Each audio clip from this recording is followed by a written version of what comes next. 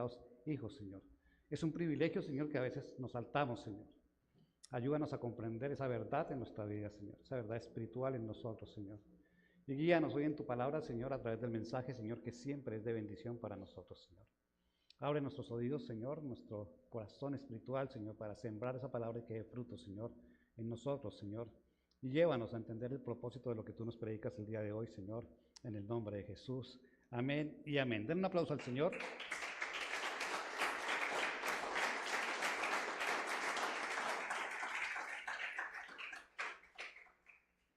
Bueno, iglesia, yo no sé ustedes, pero aquí hay fuego del Espíritu Santo o los aires están cortos. Qué calor que está haciendo hoy. Amén. Quiero que vayamos por favor al segundo libro de Samuel, capítulo 6, versículo 3, por favor. Samuel 3, 6, 3. Los que traen Biblia, me escucho Biblias. Otra vez escucho las hojitas pasar. Ya todos tienen la Biblia en el celular. Dice el Señor allí, pusieron el arca de Dios sobre un carro nuevo, para que la pudieran llevar de la casa de Abinadab, que estaba en la colina. Usa y Ahío, hijos de Abinadab, guiaban el carro nuevo. Amén. Y ayer la pastora predicaba este pasaje, aquí mismo en el ayuno, una parte de este pasaje predicaba de lo que podíamos ser como personas y escoger entre ser Abinadab o ser realmente Obededón, que es lo que sigue allí en el pasaje, la historia, lo que sigue allí en el pasaje de que hacemos referencia en este capítulo de Samuel. Pero hoy quiero que nos centremos en algo, quiero que miremos algo, ¿cierto? Y es ese transporte del arca, de la presencia de Dios en el arca, en la cual Él había dicho y prometido que estaba siempre para el pueblo de Israel, ¿cierto? Ahí adelante el versículo 6 dice, pero cuando llegaron a la era de Nacón, Usa extendió la mano hacia el arca de Dios y la sostuvo porque los bueyes casi la volcaron. Es decir, el arca estaba siendo trasladada en una carreta y tirada por unos bueyes. Y el Señor se molestó simplemente porque el arca no estaba siendo trasladada como debía ser trasladada. Miremos un poquitico lo que tiene que ver con la historia. El Señor había mandado elaborar el arca. Y no solamente mandó elaborar el arca donde estaba su presencia, donde estaba el maná, donde estaba la vara de Aarón, donde estaban las tablas de la ley se guardaban allí, sino que decía que su presencia viajaba con él y el arca tenía un lugar especial siempre en el tabernáculo, tuvo un lugar especial en el tabernáculo. Y cuando el Señor mandó a hacer el arca, mandó a hacerla de una manera determinada para que pudiera ser movida, trasladada. Dice la palabra en Éxodo 25:2 y lo voy a leer. Dice, además fundirás para ella 4 argollas de oro y las pondrás en sus 4 esquinas, 2 argollas a un lado de ella y 2 argollas al otro lado. Y sigue la descripción, y harán 2 varas de madera de acacia, las cuales también serán laminadas en oro y servirán para transportar el arca. Es decir, había una forma específica para transportar el arca, para transportar la presencia de Dios. El Señor dejó instrucciones de cómo tendría que moverse su presencia a medida que el pueblo se desplazara, estuviese donde estuviese. David conocía la ley, David conocía lo que el Señor había escrito, David comprendía lo que tenía que hacer, pero por alguna razón, que no explica la palabra de Dios, ¿sí?, decidió no trasladar el arca como debía ser trasladada, sino que resolvió mandar a hacer una carreta nueva y traer unos bueyes para que jalaran la carreta. Y eso causó la muerte de Usa más adelante. La muerte de Usa no fue porque tocó el arca, sino la suma de la desobediencia al Señor. El arca no estaba siendo transportada como era la forma en que debía ser, la dignidad que tenía que tenerse para transportar el arca. Y pensando en nuestro tiempo ahora, quiero que miremos 1 Corintios 3:16. ¿No saben que ustedes son templo de Dios y que el Espíritu de Dios habita en ustedes? En este momento, la presencia de Dios habita en nosotros como la presencia de Dios habitaba en el arca, en los tiempos de David. Para comprender por qué David trasladó el arca, bueno, habría que hacer un poco de de leer la palabra del Señor. El arca la mandó traer David porque tenía que estar en Jerusalén después de haber pasado 20 años en la casa de Abinadab. Después de ser devuelta por los filisteos, que también la devolvieron en un arca cuando la habían capturado, y ahora, después de todo ese tiempo, es donde David quiere traer el arca y la trae de la manera que la trae para que nos pongamos un poquitico en contexto de la historia. El arca estuvo fuera de Jerusalén y fuera de la casa de Abinadab durante el tiempo de los jueces. Entonces, miremoslo más o menos de esa manera. Los jueces estuvieron, después vino Saúl, después vino David y hasta ahora se piensa traer el arca. Y en el arca estaba la presencia del Señor y es donde tenemos que recordar eso. Y ahora nosotros somos el arca del Señor. Es así de sencillo. Nosotros llevamos la presencia de Dios. Somos nosotros quienes transportamos la presencia del Señor. Es más, muchos de ustedes, a ustedes se les nota muchos que llevan la presencia de Dios, a otros no tanto. Tener la responsabilidad de ser portadores de la presencia de Dios es algo grande. O sea, Dios confía en nosotros para que nosotros llevemos su presencia a donde vayamos.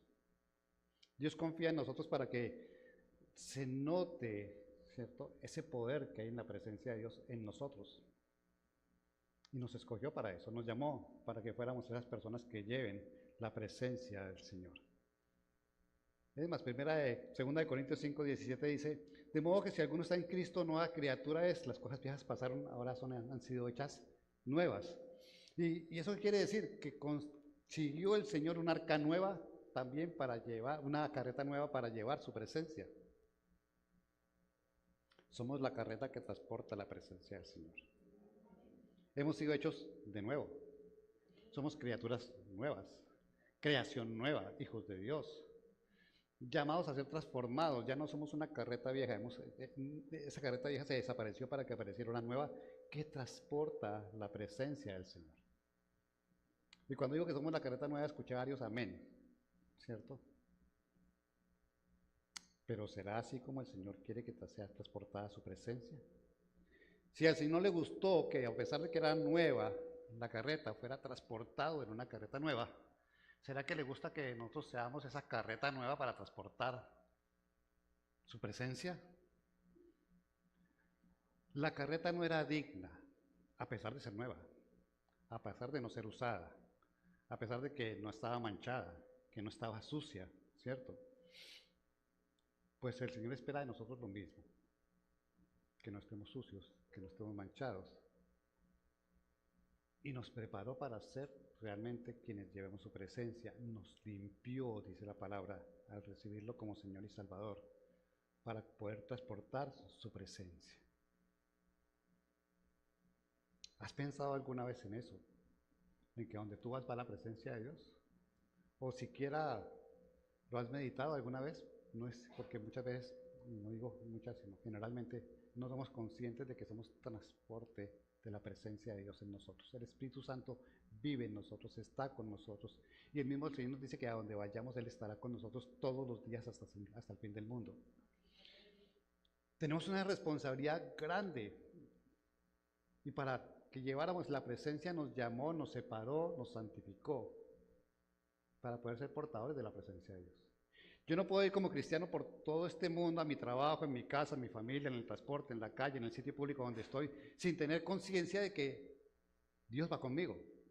Pero no solamente tener la conciencia de que Dios va conmigo, sino que además de que Dios va conmigo, yo reflejo su presencia. El que me ve a mí debe ver a Dios de alguna manera. El que me escucha hablar debe escuchar hablar a Dios de alguna manera.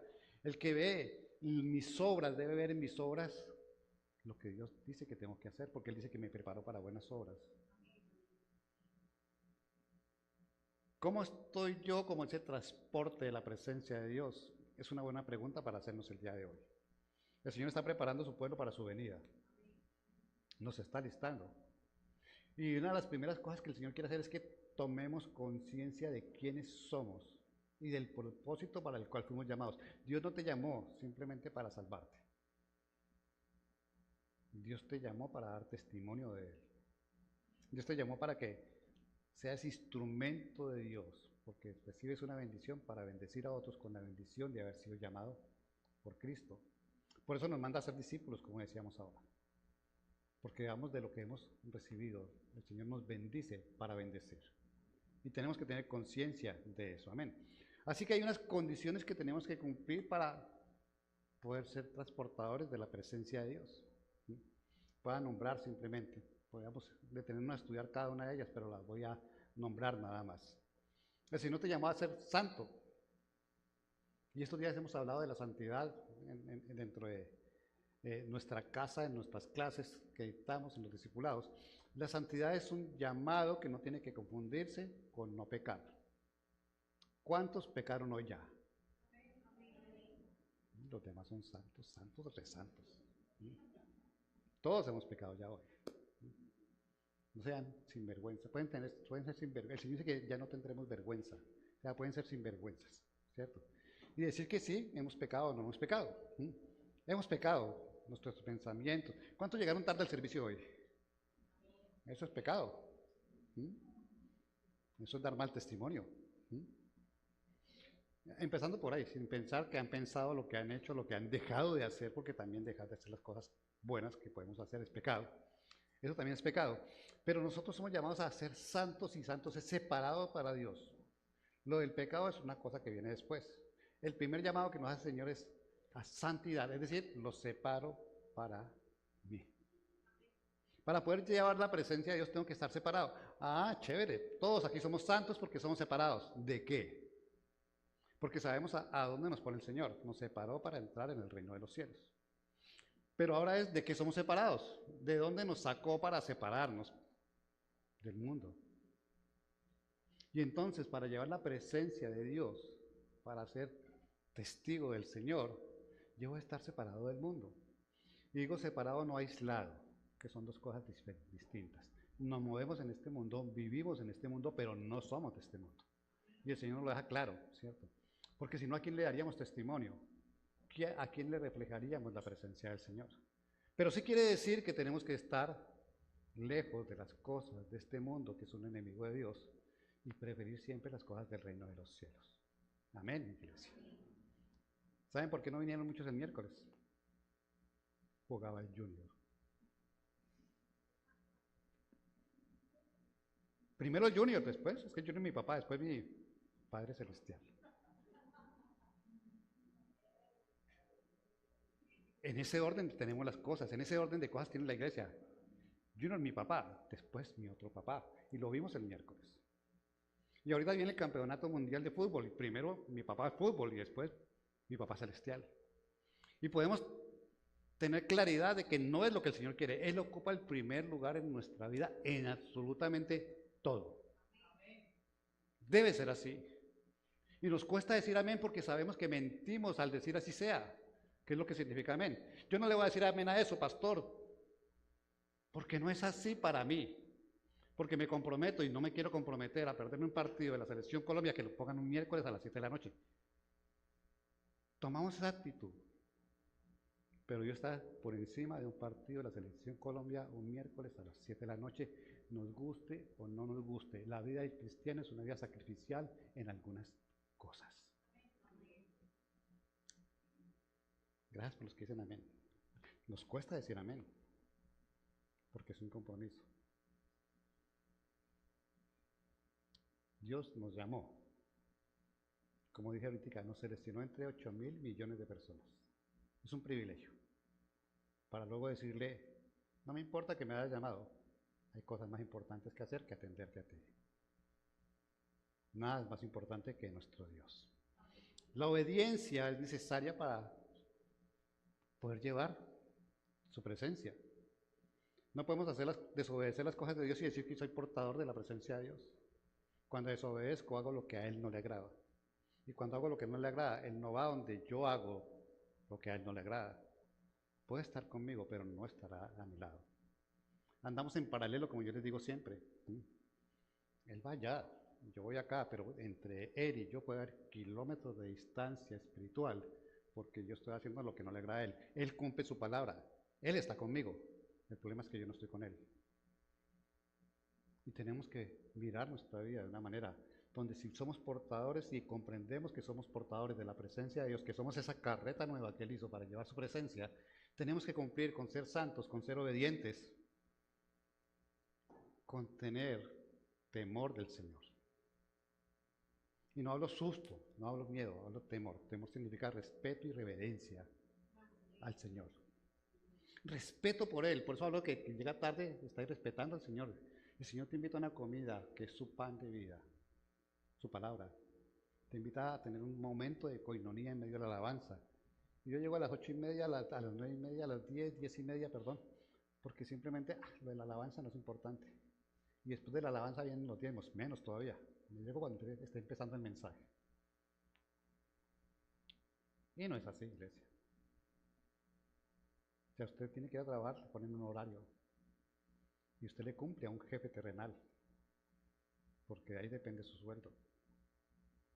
Pero no le cumple a Dios, de donde depende su eternidad. Temor de ofender al Señor. Temor de que ese que nos ama tanto, ¿sí?, se sienta en un momento a otro relegado y rechazado. Ese es el temor de Dios, la falta de respeto y la reverencia para el Señor. Tenemos que tener algo que el Señor nos pide siempre, es pureza de corazón y un arrepentimiento continuo. El verdadero arrepentimiento debe existir en nosotros. Nos la pasamos pidiéndole perdón al Señor sin arrepentirnos. Y si no hay arrepentimiento, no hay perdón.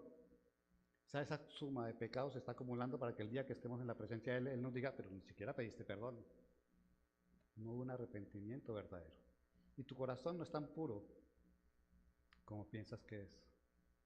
Todo para llevar la presencia del Señor. Amén. Eso trae consecuencias para nuestra vida. No llevar la presencia del Señor trae consecuencias para nuestra vida. Aquel que no tiene la conciencia de que Dios está con él, hace lo que su carne quiere.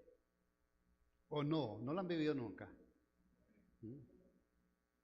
¿No han vivido nunca eso de cuando su carne tira y simplemente jala y le gana al Señor? Es porque su presencia no es la constante en ustedes. Mire, cuando vivimos metidos en la presencia de Dios somos santos, obedecemos, tenemos temor de Dios, ¿cierto? Y buscamos de su presencia constantemente. Pero cuando empezamos a perder cualquiera de estas cosas, nos es fácil alejarnos de Dios. Es fácil escuchar el murmuro de Satanás, es fácil escuchar el llamado de la carne, y es fácil escuchar el llamado del mundo y apartarnos de Dios. Y entonces perdemos nuestra percepción de Dios, de la presencia de Dios en nosotros. Si yo no siento la presencia, si no creo que la presencia de Dios está conmigo, voy a perder la percepción de la presencia de Dios, y la presencia de Dios tiene poder. Me pierdo del poder de Dios. Saben que a veces aquí mandamos un versículo así a la congregación y la gente dice, el Señor me tocó. Ese es el poder de Dios. Pero cuando tú no estás en la presencia, podrá venir de Génesis a Apocalipsis y no va a pasar nada en tu vida. Porque no percibes el poder de Dios, la presencia de Dios que está en ti. Isaías 59:2 dice, pero las iniquidades de ustedes han hecho separación entre ustedes y su Dios, y los pecados le han hecho esconder su rostro para no escucharlos. Si vivimos lejos del Señor, vamos a pecar, y si pecamos, hay una distancia que se mete entre el Señor y nosotros. La paga del pecado es muerte. Y nos quedamos tranquilos. No necesito la presencia de Dios en mi vida. Qué equivocados estamos. Vivir sin la conciencia clara, de tener la presencia de Dios en nosotros, hace que nos enfriemos. Hace que no consideremos de valor las cosas de Dios. Vale más lo que estemos necesitando, lo que estemos buscando del mundo. Vale más complacer nuestra carne que complacer a Dios. Si no vivimos en la presencia de Dios, nos exponemos a su disciplina. Lo que pasó con Usa, en el momento en que trasladaron el arca del Señor, la presencia de Dios en la carreta, fue una acción de disciplina del Señor. ¿Quién terminó con la vida de Usa? Dios. Bueno, ¿a quién le dolió? Si ustedes siguen leyendo, a David le dolió, a su hermano tuvo que haberle dolido, a su padre tuvo que haberle dolido. Porque el Señor disciplina a quien le ama. Hebreos 12:6, porque el Señor al que ama disciplina y azota a todo aquel que recibe por hijo. Y si el Señor tiene que repetirte, lo va a haber un momento de acción de disciplina. Pero es que somos tan frescos, aquí tiene otra palabra que se me olvidó, tan lisos, ¿sí? Que no creemos que el Señor nos esté disciplinando. Están malas ventas este mes. El trabajo se puso pesado. Me duele la cintura, la pierna, la nalga, me duele todo. Pero eso son cosas naturales, no tienen nada que ver con la disciplina del Señor. El Señor te disciplina de muchas maneras. Y cuando tú le faltas al Señor de una manera, no quiere decir que el Señor, no es que le estoy quitando la presencia de Dios a mi vida, entonces el Señor me va a quitar la presencia. No. Él busca llamar tu atención para que lo busques a Él. Las personas, la mayoría de personas llegan a buscar de Dios cuando tienen problemas, cuando sienten necesidad de que alguien le resuelva sus problemas. Y el Señor puede colocar en nuestra vida circunstancias difíciles para que lo busquemos porque nos hemos desviado de su presencia. Pero no, nosotros vemos las cosas que nos pasan como cosas que le pasan a todo el mundo. No siempre es así, porque la disciplina del Señor está ahí. Y tenemos que ver con ojos de que al que ama, disciplina, y siempre le estamos faltando, entonces la disciplina del Señor siempre estará al lado de nosotros, de una manera que tal vez no percibamos, porque creemos que es natural, cuando realmente es el Señor llamándonos a estar con nosotros. Amén. La falta de presencia en el Señor en nuestras vidas nos lleva a dar mal testimonio. Si tú te alejas de Dios, das mal testimonio. Miren, nos pasa fácil. Siempre les cuento el testimonio de la persona que salió de aquí a la iglesia, se fue a una casa con otro hermano, se puso a hablar del pastor, a dar mal testimonio, y todos terminaron por fuera de la iglesia. Le faltó la presencia de Dios. Y el pastor se puede equivocar. Y estamos llamados a juzgar y a acusar al pastor o al siervo. Nuestro trabajo es orar. Si el Señor tuvo misericordia de ti, ¿tú por qué no tienes misericordia de aquel que puede fallar en un momento dado? Nuestro trabajo no es, como ahora pasa por redes, sacarle los trapitos al sol a todos los siervos que están haciendo mal. Nuestro trabajo es orar y pedir misericordia por ellos como alguna vez tuvieron misericordia de nosotros. ¿Quién ha cometido más faltas? ¿Aquel que se equivoca en una doctrina y está enseñando lo que no es? ¿O aquel que se levanta con un dedo acusador sin tener la autoridad para acusar? Porque en nosotros no hay ni uno solo justo ni uno solo bueno.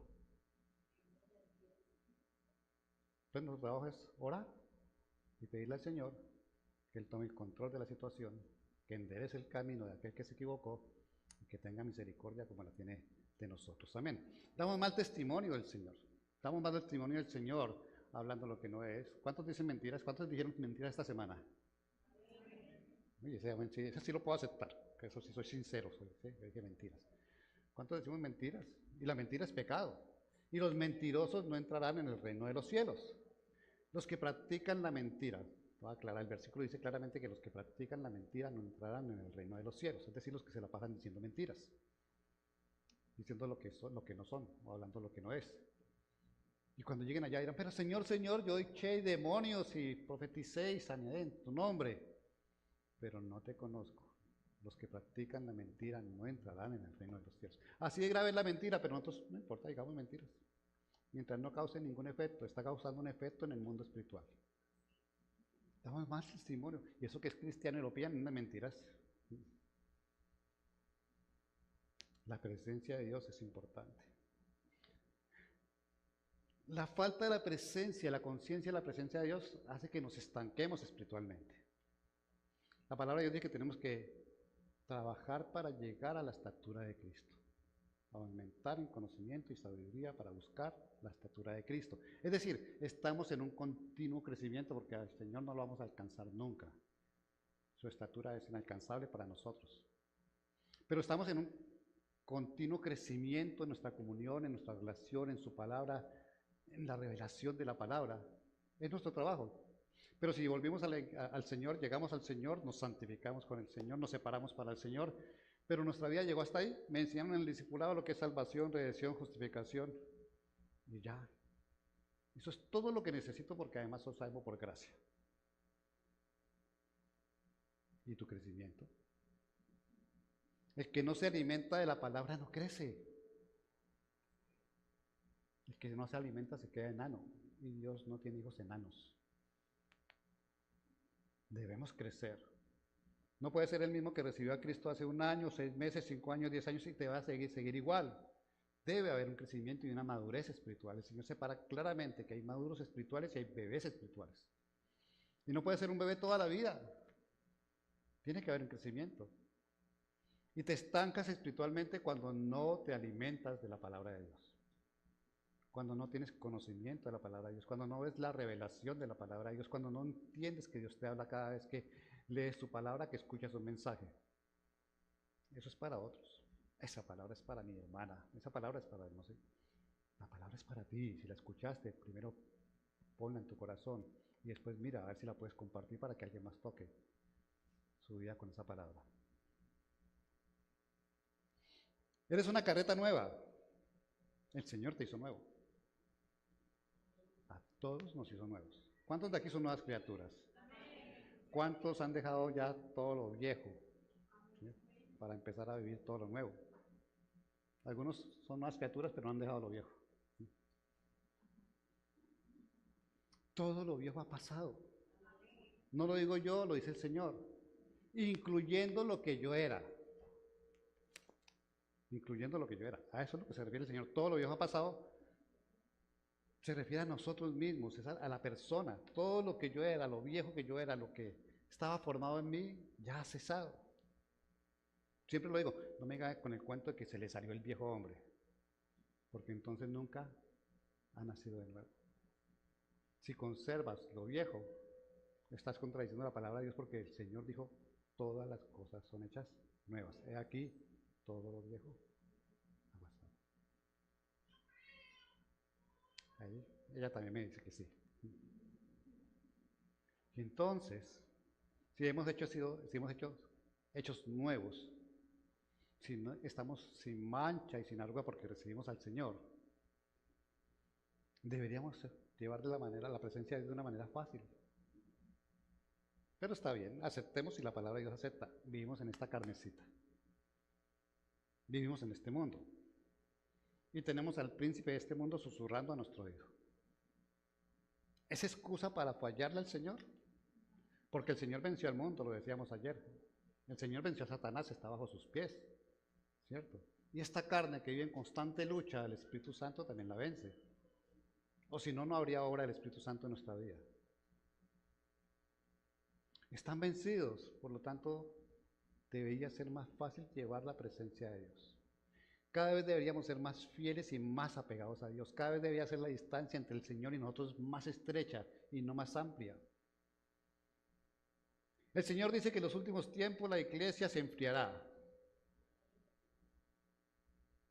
Y si yo me doy cuenta, y si el Señor lo dice, ¿para qué lo dice? Hay un remanente que va a perdurar, por el cual el Señor vendrá. El resto sí estará fría, hallará amor el Señor, hallará fe cuando venga, sí, yo sé. Pero el hecho de que te enfríes, que te apartes, que te vayas, es porque nunca lograste entender que Dios te llamó a salvación. La salvación no es que la pierdas, la salvación es que nunca la tuviste y viviste engañado todo el tiempo, y por eso habrá muchos que dicen Señor, Señor, y no son del Señor. Si el Señor anuncia que es que la fe de muchos se enfriará, que la iglesia estará sorda y ciega, no es para que digamos, bueno, está bien, sino para que seamos de ese remanente pequeño que no va a estar ciego, que no va a estar sordo y que no va a estar frío. Por eso es que el Señor lo coloca ahí, por eso es que en las cartas del Apocalipsis nos dice que para los que logren vencer dentro de las iglesias, los que logren vencer, ¿sí?, tendrán un lugar en el cielo con Él. Los que logren llevar la presencia de Dios verdaderamente en sus vidas. No con perfección, pero logren llevar la presencia de Dios en sus vidas. No haciendo de las faltas la cotidianidad de su vida, sino la excepción en su vida. Es un llamado de atención fuerte el Señor y te hizo una carreta para llevar su presencia. Ahora la otra parte. Cuando nos contaba, el Señor nos narra la historia de David trayendo el arca y de para tenerla donde no tenía que traerla, donde no tenía que traerla, como debía traerla. Nos dice que el arca estaba jalada por bueyes. ¿Cuántos conocen los bueyes? Así son las películas. ¿Qué jala tu vida? ¿Los bueyes o el Señor?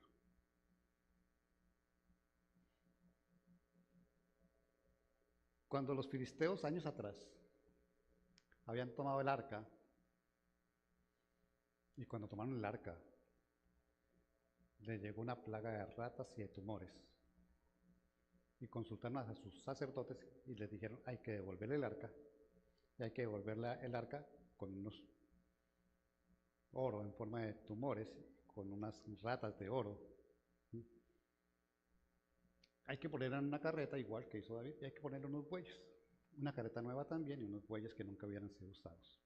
Eso hicieron los filisteos para devolver el arca, que terminó en la casa de Abinadab, la cual después de 20 años fue sacada por David. Y cuando soltaron el arca dijeron, ¿y cómo hacemos para saber que el arca va a llegar a donde los judíos, donde los israelitas? Dijeron, si era de Dios, va a coger por el camino que iba a llegar a los israelitas. Si no, nos equivocamos y peor, hay que seguir sufriendo. Y el arca tomó el camino que era. ¿Quién dirigió el arca? Dios, a pesar de que era jalada por los bueyes. Nuestra vida muchas veces está jalada por los bueyes, pero no por Dios. No nos dejamos guiar de Dios. Dios te dice lo que te está pasando, lo que te está fallando, lo que hay que corregir. Y a ti no te importa, tú vives jalado por los bueyes de este mundo, por los bueyes de Satanás, por los bueyes de tu carne. Pero no te dejas guiar, porque la presencia de Dios está en tu vida para guiarte. ¿Para qué está el Espíritu Santo en nosotros? ¿Ustedes lo han pensado? Ah, es que soy contenedor del Espíritu Santo, es que el Espíritu Santo mora en mí. ¿Para qué? Para que te guíe, para que te transforme, para que seas luz, para que des testimonio, para que haya poder, porque es que el poder de Dios está en el Espíritu Santo. Para eso está el Espíritu Santo en ti, no para que te sientas privilegiado. Ah, tengo el mejor huésped que puedo tener aunque mi corazón esté sucio. Tú no llevas un huésped a tu casa sucia, pero Dios es tan bueno que limpia tu casa para llegar como huésped y tomar posesión de tu corazón. Y está para dirigir tu vida. Y está para que tú hagas lo que Él dice, para enseñarte a obedecer, para enseñarte a ser sacrificial. Para que sepas que primero está Él, así tengas que dejar lo que a ti te gusta tanto. Pero mire, el Señor le habla a la iglesia. Y hoy espiritualmente veo oídos cerrados de muchos. Ya eso lo han dicho 50 veces y aquí estoy. Ando con trabajo, con plata, con mujer, con hijos, salgo, paseo, voy y vuelvo. Y no necesito todo este sermón. Estás en la presencia de Dios y estás sordo espiritualmente. Cuando el Señor le decía a las personas que sanaba, levántate y anda, significaba tomar una acción para dejar aquello que lo tenía atado. Y hoy el Señor te está diciendo, levántate y anda y toma una acción sobre aquello que te tiene lejos de la presencia de Dios.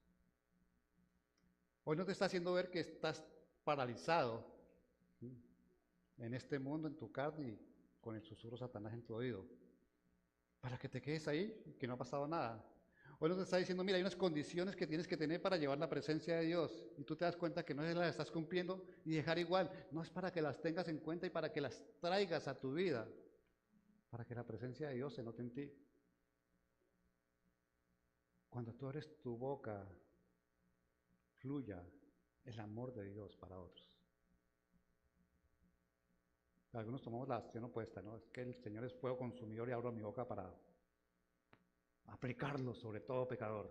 No, esa es la obra del Espíritu Santo, no la tuya. Él sabrá a quién le aplica el fuego consumidor y a quién no. Pero debes tener en cuenta que eres un portador de la presencia de Dios. Que sea Dios quien jala tu vida, quien marca tu dirección. Él te mostró un camino. Solamente hay un camino. Ese camino es el que debes seguir. Y ese camino va lejos de tu carne, va lejos de este mundo y va lejos de el enemigo. Está separado. Ese camino es el incómodo, es el angosto. Es el que no te va a permitir ir con nadie. Cabes apenas tú. Entonces no puedes pensar en lo que quiero con este o lo que quiero con aquella o a quien con quiero compartir. Es tu comunión con Dios, es tu relación con Dios. Dios murió por ti como individuo y viene por su iglesia como colectividad. Él viene por nosotros, por aquellos que formamos parte de ese remanente pequeño, por aquellos que realmente hemos decidido vivir conscientes de la presencia de Dios en nuestra vida, por aquellos que aceptamos ser carreta hecha nueva para ser dignos de la presencia de Dios, por aquellos que dejamos que Dios jale nuestras vidas y no los bueyes de este mundo, por aquellos que hemos tomado una decisión radical por el Señor. No somos perfectos. Yo no le puedo pedir perfección a la iglesia porque yo no soy perfecto. Dios no te pide perfección porque es imposible que seas perfecto, pero sí te pide tu mayor esfuerzo.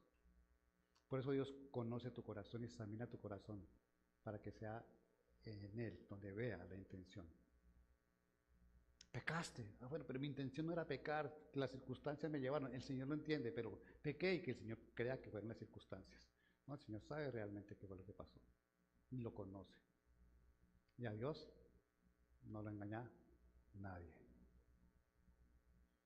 No te enfríes, iglesia. Toma una decisión de ser parte del remanente pequeño. Toma una decisión de tener conciencia de que eres el portador de la presencia de Dios en este mundo. Y que allá afuera la mayoría no lo conoce.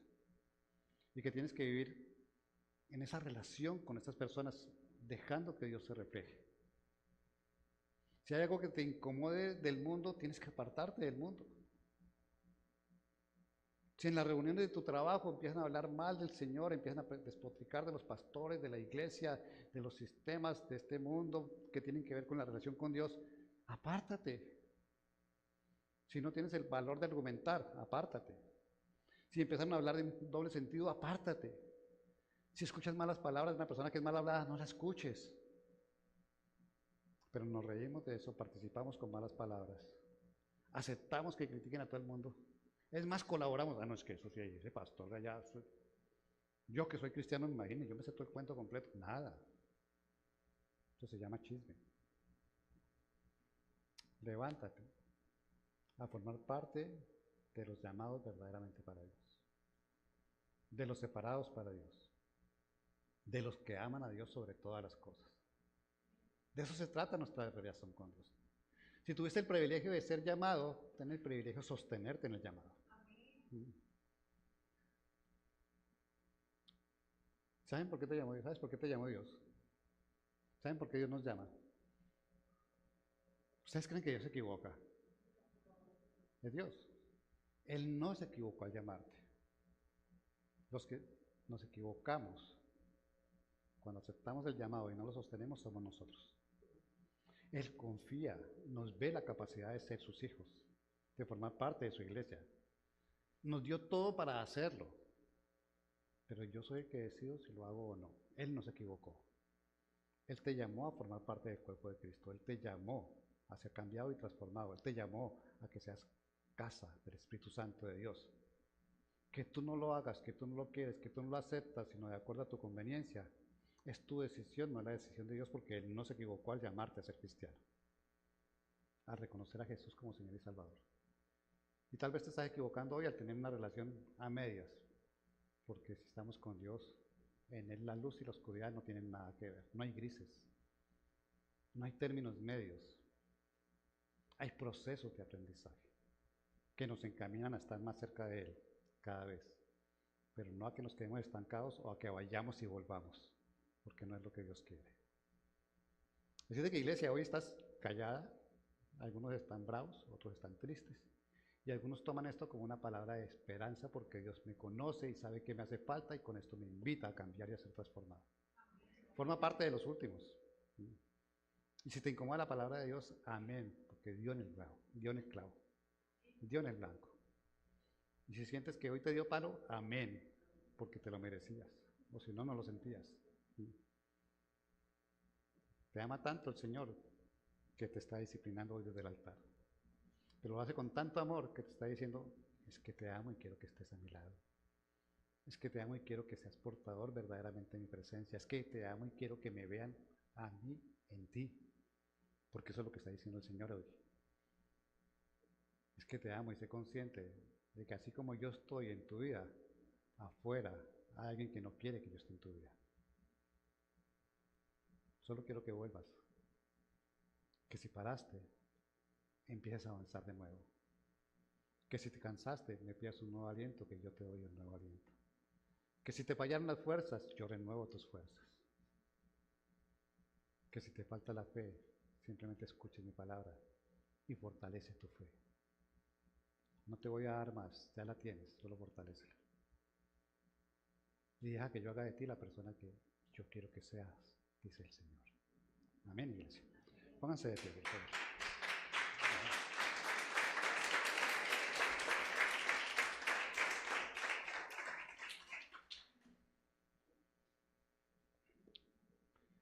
Cuando preparaba el mensaje, ayer mientras escuchaba a la pastora hablar, venía esa historia de la carreta que siempre me había inquietado. ¿Qué es lo que quieres hablar con la carreta?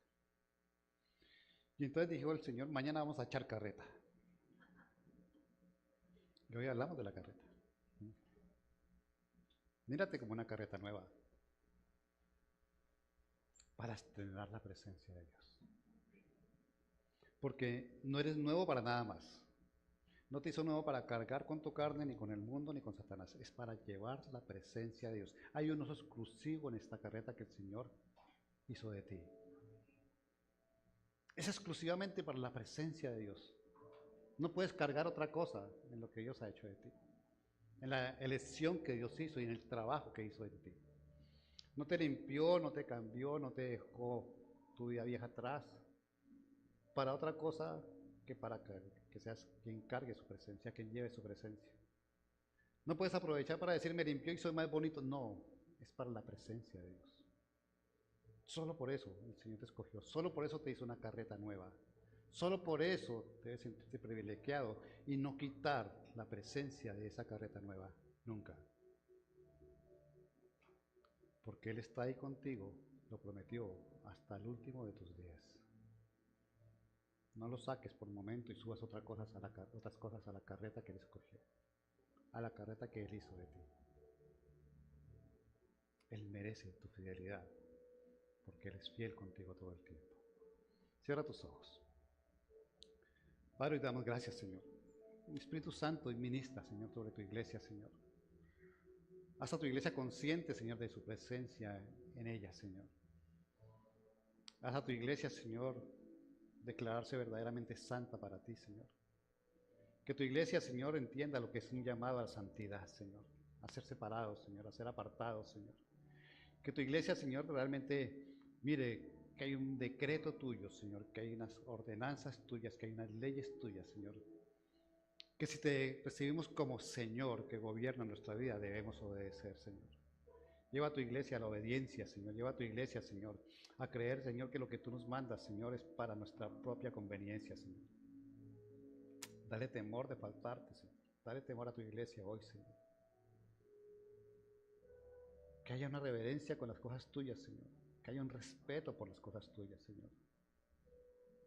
Ese temor santo que tú nos pides, Señor. De no ofenderte, Señor. De no faltar, Señor, a todo aquello que tú nos has pedido, Señor. Limpia hoy nuestro corazón, Señor. Ya esté verdad que en nosotros haya arrepentimiento genuino, Señor, para que podamos depender de ti, Señor, de tu guía, de tu dirección, Señor, y tener una comunión constante contigo, Señor. Eso es lo que necesitamos para estar en tu presencia, Señor, para reconocerla, Señor, y para que no nos alejemos de ella, Señor. Que tu iglesia sea hoy, que esta revelación sea parte de ese remanente pequeño, Señor, porque le has hablado, Señor, y su espíritu ha recibido tu espíritu en la palabra, Señor, para que cambiados, transformados, para retomar, Señor, para continuar, para empezar a vivir verdaderamente como tú quieres que vivamos, Señor. Atiende, Señor, las dudas, Señor, las quejas, Señor, de tu iglesia, Señor. Tú eres experto en eso, Señor. En revelarnos, Señor. En llamarnos y hacernos ver la luz, Señor. Pero también en reconocer que hay tinieblas que quieren acercarse a nosotros y que si te miramos a ti, Señor, huirán de nosotros, Señor. Ayúdanos a resistir, Señor, como dices en tu palabra, Señor, y el diablo huirá de nosotros, Señor.